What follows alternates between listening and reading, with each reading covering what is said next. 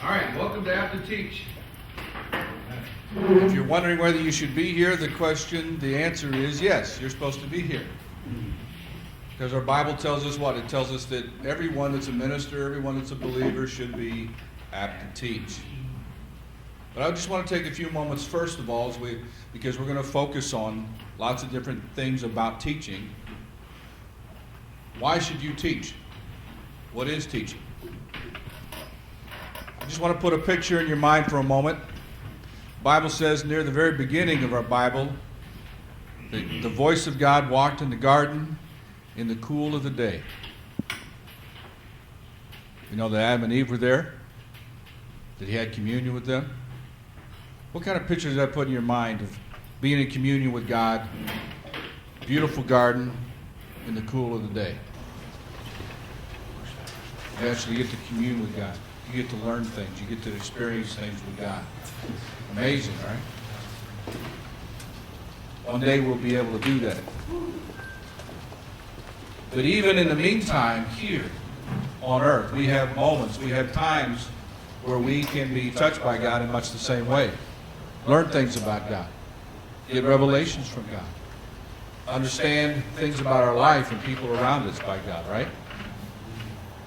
Well, since we're not in the garden, and we're not just sitting in communion with God, we have something to do with that knowledge, with that experience. And that is to share it with others. So maybe today, if you're nervous about the word teaching or being a teacher, maybe you just talk about sharing. Everybody is actually a preacher and a teacher if you think about it. You preach your lifestyle, you preach your commitment, you preach your experiences everywhere you go. The shopping center, the workplace, the home, right? Whether we mean to or not, we do. So what's important to us as Christians, God says we should be apt to teach that to others. Amen? So we have a really good mix of people here today. Some are here more to help and be a part of the education team project. They might have been teaching for 30 years plus. Some of you here are barely in your 20s and just learning how to teach. Okay, that's fine. We're all here together to focus on this. Some of you will be able to provide us some really good critiques about this process because of your experience.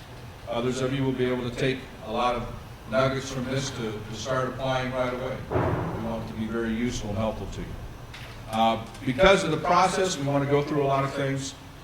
We want you to be respectful of time, but we also want to give you a chance to think about questions and write your questions down. That's what these cards are for.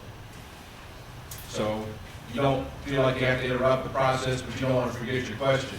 Absolutely. It's probably an important question, not just for you, but for anybody else. So write the question down so you can keep focusing on what we're going over up here. And we'll, if time will allow, we'll make sure and get to it for everybody. But if not, we'll certainly get to you personally about those questions. All right? Deal? So that helps us out.